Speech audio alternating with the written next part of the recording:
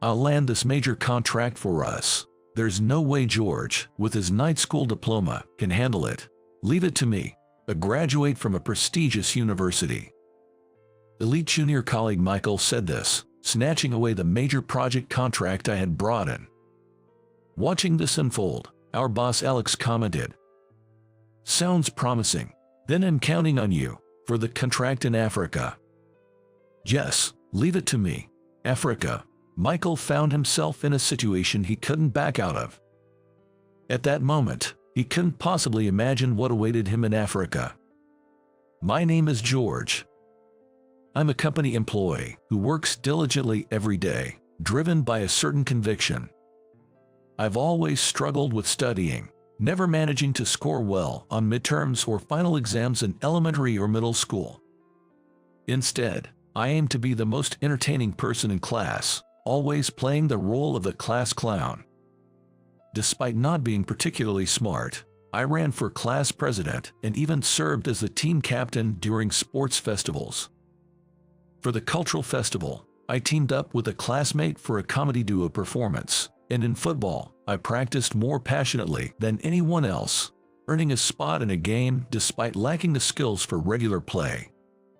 I repeatedly approached a classmate who seemed lonely reading alone, and after numerous attempts, managed to make them smile once. That smile was so charming, and soon, they hardly had any time to read alone as they made more and more friends. I believe I was fortunate to have such a fulfilling school life, surrounded by many friends and juniors. However, as high school entrance exams approached, my father's job relocation was decided. It was to a distant place, expected to be long-term, so our family of 3 had to move. George can make it fun anywhere. That's what my friends said, crying as they saw me off until the very end. Looking at a soccer ball signed with many messages, I felt sad, realizing that even if I returned, everyone would have moved on to different lives. In a new place with no acquaintances and little love for studying, the idea of commuting 2 hours to high school didn't appeal to me, so I chose not to take the entrance exams. Understanding my feelings, my parents allowed me to start working part-time at a gas station. At first, I didn't just understand anything at all. But the manager and the staff at my part-time job were also kind and nice that, by just keeping a smile on my face, I quickly became close to everyone. We would visit each other's homes and go out for meals, actively engaging with people around us. Gradually, I got the hang of the job. Despite initial anxieties, laughing through it taught me that everything would be all right in this new place. However, about a month after moving, I suffered severe nausea and fever one night and had to wake my sleeping parents. In a panic, they called for an ambulance but were turned down by several places, so my father decided to drive me to the hospital. I was jostled for about 4 hours in the car driven by my father, heading to the hospital. In the car, I was deliriously saying, "I want to go home." Surely, it wasn't just that I wanted to return to our house. Perhaps I longed to go back to that day. I still feel a deep nostalgia for the place I grew up, even though I find fulfillment in my daily life now. The silent apology from my father was hard to distinguish between reality and a dream. By the time we reached the hospital, I could barely walk straight due to my blurred vision. As I was carried to the bed by my father, I wondered if this hospital didn't even have wheelchairs. After that, it seems I was mostly unconscious, as if asleep. "It's good that you had a car. If we had been half a day later, there might have been nothing we could do," I heard someone say in the distance. I didn't hear the diagnosis clearly, but they talked about it being a contagious disease and needing to stay hospitalized until all the bad bacteria were expelled from my body. My father had to return to work the next day but said my mother would bring my things. The next day, I felt surprisingly fine, as if the previous day's sickness was a lie. Looking at the 4 connected to my arm, I was amazed by the power of medicine. "Good morning, George. How are you feeling?" A female doctor approached my bedside, comparing my face with my chart. "Oh, good morning. I'm feeling much better, thank you. Your complexion isn't bad, and your blood pressure is normal. You're fully conscious too. You'll need to stay hospitalized for a week until all the bad bacteria are gone. But once you're here, you're going to be okay. I told your father to. How lucky it was that he had a car." "There aren't many hospitals around this area, are there?" "That's right. Just a fever, just dehydration. But without proper treatment, it could be dangerous." I glanced at the name tag hanging around the neck of the female doctor who was looking down at the chart. It read Dr. Emily Johnson.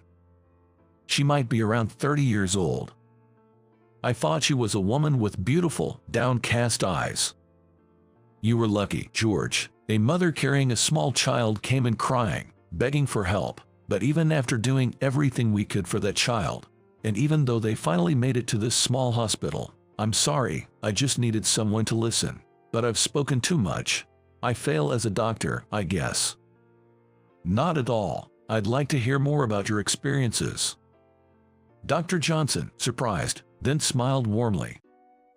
After her shift, Dr. Johnson, now in casual clothes, shared various stories with me about critically ill patients who took hours to be brought to this hospital, about children dying because their consultation was delayed.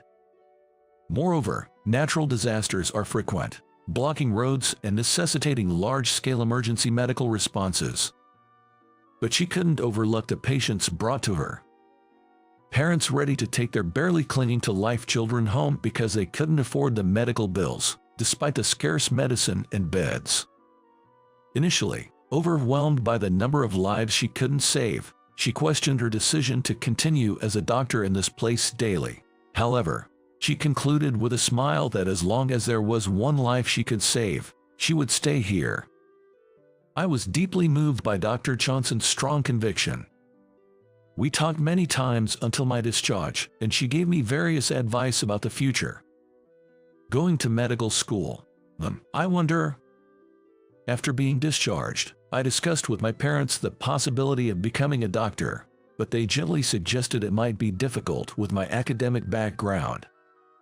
Dr. Johnson had taught me at the hospital that there are many jobs where one can be involved in healthcare, even if not as a doctor. However, she also mentioned it would be good to have a high school diploma. Eventually, my father's transfer ended, and we returned to our hometown. I reunited with classmates who had gone on to study and live normally. "Hey George, long time no see. You've gotten tan." "Hey, long time. You guys still playing football?" The football club kind of fell apart after the star player, number 10, started dating with one of cheerleader girls. Really? I thought to myself how peaceful it was. If I hadn't moved, would I have also fallen in love like everyone else, detouring on my way home to talk about yesterday's TV show, living an ordinary yet happy life? Over these years, I believe everyone has been living desperately, each harboring their thoughts and feelings. However, we enjoyed idle chatter at fast food restaurant after extracurricular activities. Though invisible, I definitely felt a barrier between us. I studied hard while working part-time. I wanted to study, even from now. I decided to make up for lost time. Not wanting to waste even a moment, and not wishing to mix into a regular high school experience at this point, I enrolled in a night school. Contrary to the troubled student image often portrayed in dramas, my night school peers were all seriously dedicated to their studies. Some were even older than me. Their longer life experiences provided valuable lessons. "Why did you start attending night school, Tyler?" Tyler, always in work clothes, rushing into the classroom just in time for the bell to start. He's currently an employee at a local factory, but he shared his plans to eventually start his own business. He admitted to having gotten into trouble a lot in the past and barely attended school. He thought acting tough was cool, but once he entered society, he realized how little he knew and felt embarrassed time and again. He laughed, saying he was determined to prove wrong those who had laughed at him, to build a big company that would outshine them all. I was surprised to find out he was only a year older than me, thinking he was in his late 20s. I figured the weight of a life full of ups and downs must be the reason. You should also consider your dream, George. Tyler slapped me hard on the back, his back looking incredibly strong as he did so. And so, I was able to graduate from night school without any issues. Somehow, I managed to pass the exams and, thanks to my strong interview skills, landed a job at the medical equipment manufacturer I had hoped for. I often got laughed at for my struggle with math, but I made sure never to make the same mistake twice by taking diligent notes and was recognized for my eager work attitude by my supervisors and seniors. Perhaps due to actively engaging with others, like I did in elementary and middle school, my work gradually started to get acknowledged. A few years after joining the company, while continuing my studies and working for busy days, I ended up having subordinates. And then, a junior named Michael transferred to our department. This Michael was quite the character. As a department leader, I was the first to speak to him. "Nice to meet you, I'm George. I'm the leader of this department, so if you have any questions, feel free to ask." I hadn't known his name yet, so I glanced at his name tag. "I'm Michael," he said, diverting his gaze and scanning the department. Trying to cover up my confusion, I kept talking in my usual manner. "That's a nice name. Your parents must have put a lot of thought into it. Could you not discuss personal matters so openly in front of everyone, or is it normal here to share everything? Though everyone know that George didn't finish middle school. My bad. For the record, I did graduate high school, even if it was a night school." "Yes, I know. I'm well connected with HR. Well, a night school diploma is hardly worth anything, right? Maybe you should have researched the personnel transferring to your department beforehand." The department became uneasy. Michael had graduated from the prestigious private university's School of Business and wanted to test his abilities in a completely different field. I felt uncomfortable, but I maintained a smiling facade in my professional interactions. Perhaps that got under his skin. Michael deliberately did the opposite of what I instructed, and when mistakes arose from his actions, he dumped them on me, forcing me to handle the overtime work. Such menial tasks, even a night school grad can handle them, right? No need for an elite like me. He kept bringing up academic credentials, pushing me to my limit. Alex, having seen this behavior, suggested taking some action, but I asked to be the one to guide him, given that he was, after all, my junior. I thought that interacting with him might prove beneficial in the long run, and I was curious to hear Michael's true thoughts someday. However, my hopes hardly reached him, as Michael would disappear for 30 minutes during cigarette breaks. During these days, a request for a quote for a large medical equipment deal from overseas arrived. It was a crucial project that everyone in the department agreed we couldn't miss. This could be the biggest contract since I started working at the company. Just as I began compiling the documents, "I'll go," Michael eagerly volunteered. "I'll secure the contract for us. Impossible for George, a night school grad. Leave it to me, a graduate of a prestigious private university." With that, Michael snatched the documents from my hands and started arranging them on his desk. Alex sighed as if he had made up his mind after seeing this. "Reliable indeed.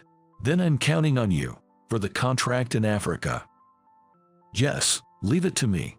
Africa." "Yes, the Republic of Mozambique in Africa. About a 26-hour one-way trip." Okay." Alex and I exchanged looks and nodded. "Let's send Michael alone. He needs to learn a few things. Use those management skills you honed at your prestigious private university to their fullest." "Yes, okay." His confidence from moments ago vanished, leaving only a nervous reply. Worried that Michael might have overlooked something in the documents while distracted, I secretly reviewed them after he left and, sure enough, found and corrected the missing parts. A few days later, as expected, I received a call from Michael. Judging by the timing, He was probably in a taxi from the airport to the destination and just arrived near the site. It's something that would make the highly educated shake their heads in disbelief. "Hello, what's up? Please, help me." I silently checked the time while holding my cell phone to my ear. "I can communicate with anyone here." "Well, you're in Mozambique. You could have figured that out with a bit of research." "I'm using a Portuguese translator, but it's not working. What should I do?" Imagining Michael's near tears face, I couldn't help but find it amusing. "Well, you're in the countryside. You need to speak the local language. Have you arrived at your destination yet?" "The local language. I've been in this taxi for over an hour, but we seem to be driving through places that don't look like roads. I'm not even sure we'll get there. I'm lost." Irritated by his sniffling, I ended the call. It seemed he would arrive around the same time as expected. After discussing with Alex, we concluded that letting Michael go alone was too much to handle. Since it was originally my project, I decided to follow up and support him. For Michael's growth, for the company, and because I had grown fond of the African lands during my father's transfer, I wanted to return. As the taxi jostled me, I reminisced about the past. The kind manager and co-workers from my part-time job. They taught me, word by word, when I knew nothing. My friends taught me to stay positive and that everything would work out with a smile. And Dr. Emily Johnson, who taught me the importance of holding on to convictions. Lost in memories, I arrived before I knew it. Michael was found crouching under a tree, holding his head. "What are you doing?" "Taking a break as usual." "George, why are you here?" Michael stood up, staggering towards me, clinging on for support. His eyes were filled with tears. "I will explain later. Let's go." "But if we can't communicate, how are we supposed to secure the contract?" Ignoring him, I quickly entered the facility. After informing the receptionist of the contact person's name, we were led to a private room. There was hand sanitizer at the entrance and extra wheelchairs available. It was a well-equipped new hospital. The deal went smoothly in Portuguese, and we received a signature. When I mentioned wanting to greet the facility's director, they told us to wait while they called them over. "George, you can speak Portuguese. Not just Portuguese. Umbundu, Kimbandu, and a bit of Czechwana that I was taught." "So, you understood everything." As the door opened, Michael and I stood up. "Dr. Johnson." "Ah, the American boy from back then. I'm George. You remember me. What a surprise. I never thought you'd actually be working in the medical field." We exchanged a warm handshake. There was too much we wanted to talk and ask about, not enough time. We exchanged contact information, promising to meet again. Seeing Dr. Johnson unchanged from those days and realizing how far I've come was profoundly gratifying. My heart was full. On the taxi ride back, Michael spoke to me. "Why, how did you, a night school grad, manage to learn so many languages? Do you always have to mention educational backgrounds?" "Actually, I came here during middle school because of my father's transfer. We were in Angola, where Portuguese is the official language. At first, I didn't understand anything and wanted to go home, but living in America, I'd never have experienced surviving in a place where unknown languages were spoken all around me, so I decided to dive in. Plus, everyone was so nice and always smiling. They taught me that with a smile, anything is possible. Compared to the barriers of youth, language barriers are nothing. I thought of my classmates who continued their unchanged lives in our hometown after I left, feeling a pang in my chest. I just did the best I could at the time, same as everyone else. "You worked hard for your exams too, right?" "Well, yeah." Michael fell silent, looking out the window. "Thank you." "Why so sudden? Kinda creepy, man." In my family, everyone emphasizes educational background, all having graduated from prestigious universities. Academic background again, huh? Yes, that's true, but it's different. My grandfather and father both graduated from T University. my mother from K University, and my brother from O University. Then there's me, who didn't make it into my first choice and ended up at private university. Even though a university is considered prestigious by society, my family always ridiculed me for it. It's frustrating. But I wasn't clever enough to talk back to them. I was just a bundle of complexes. So, outside the house, I had to pretend. Looking down on anyone I felt was beneath me, just to maintain my self-esteem. It was as if I couldn't see anyone but myself. I felt a bit of sorry for the deflated and slumped Michael. In such a family environment, it might indeed be hard to have empathy for others. I'm sorry, you were impressive, handling the contract in Portuguese. Academic background doesn't matter, right? I've always wanted someone to tell me that what's important isn't your educational background, that a person can be measured just by their degrees. I'm glad you finally said it. Michael apologized sincerely. I ruffled his hair affectionately in response. I was again reminded of how grateful I am to have come to this place. Had even one thing been missing, neither the person I am now, nor my relationship with Michael would exist. Back in America, Michael and I went to a bar. Dr. Johnson contacted us, saying she was back in America, so the three of us met up. Dr. Johnson, tearing up while biting into the steaming macaroni and cheese, said American food was the best. She looked just as beautiful as she did back then. Michael, now in high spirits, downed his sake. Dr. Johnson had been working as a doctor while also involved in establishing hospitals.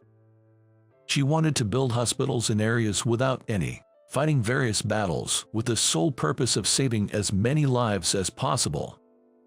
Now she had risen to the position of project leader. It must have been a challenging journey. Compared to Dr. Johnson, who has made a global impact, I still have much to learn.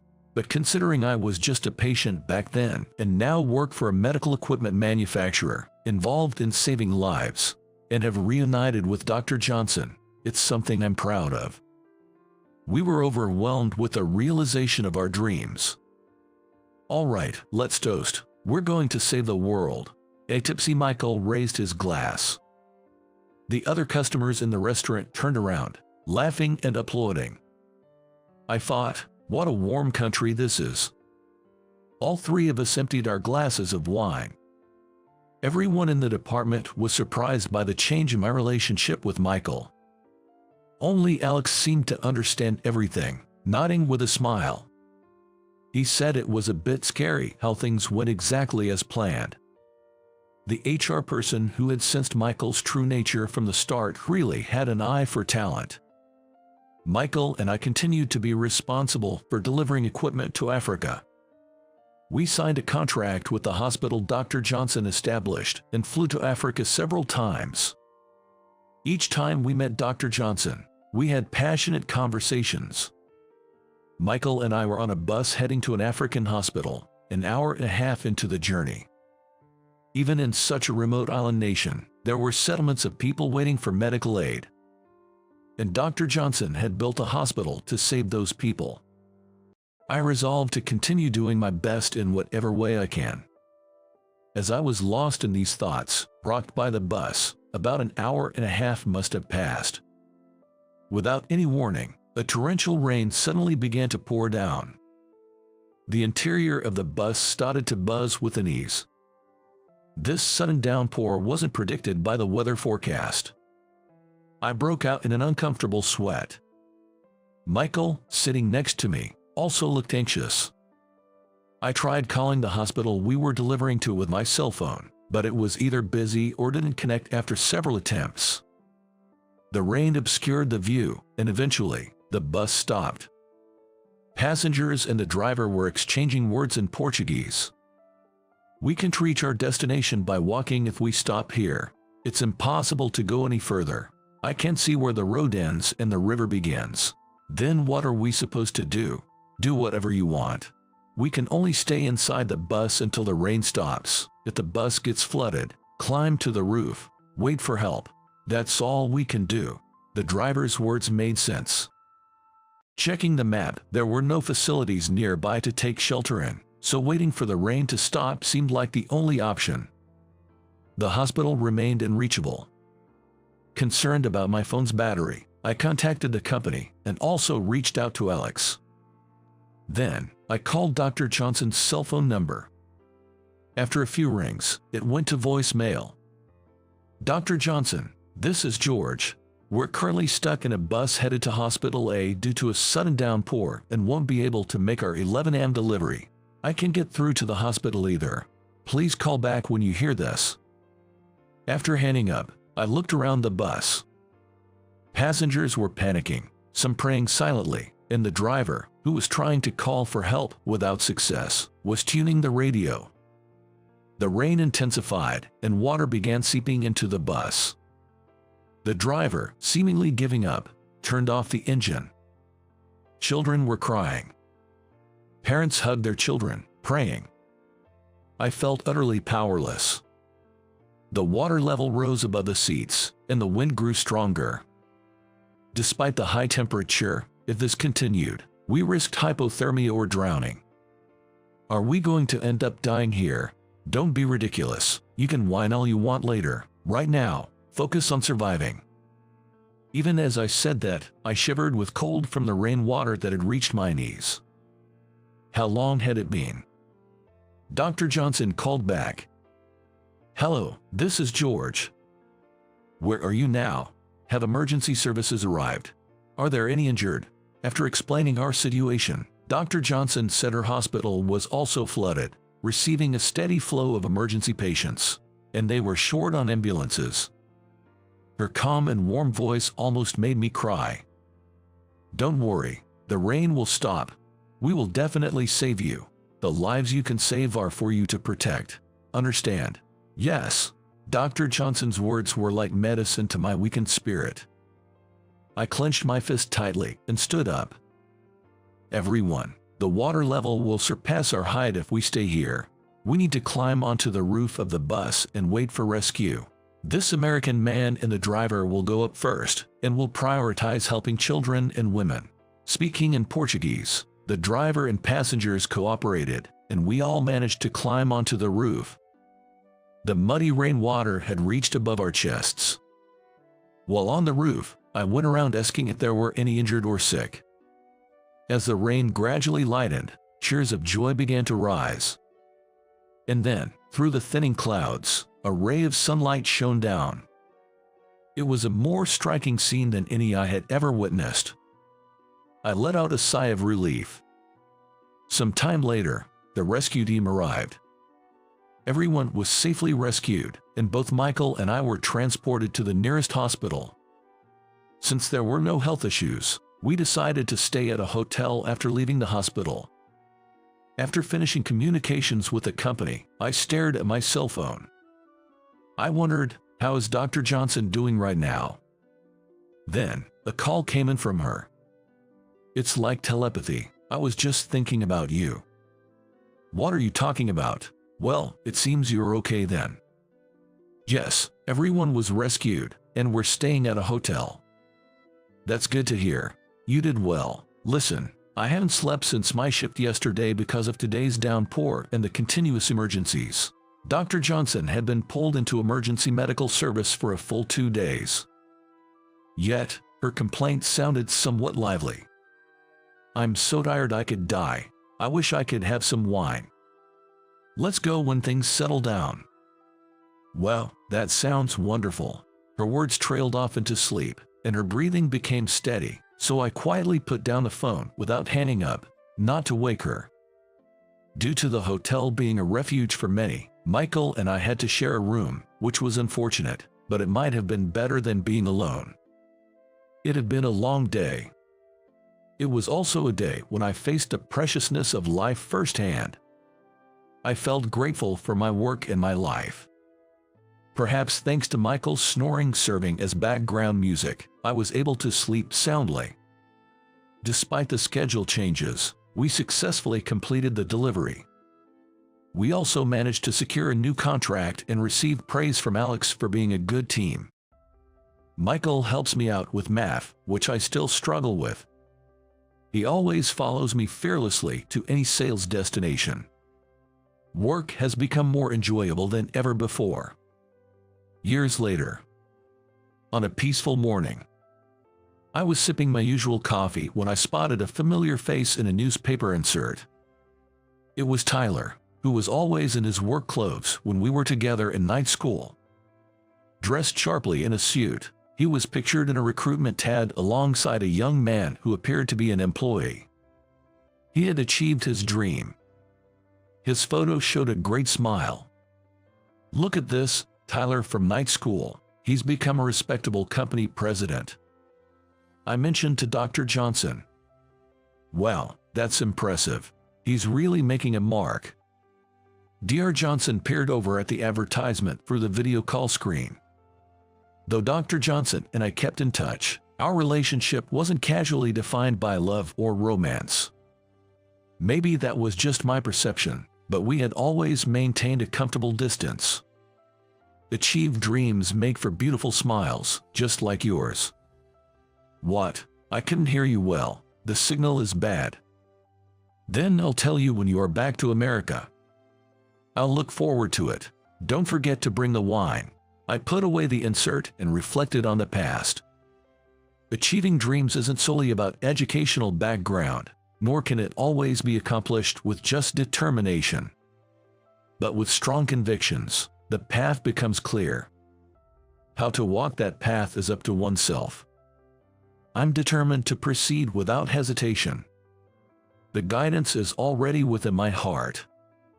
Flipping the calendar, eagerly awaiting the comeback of Dr. Johnson, I headed to the office.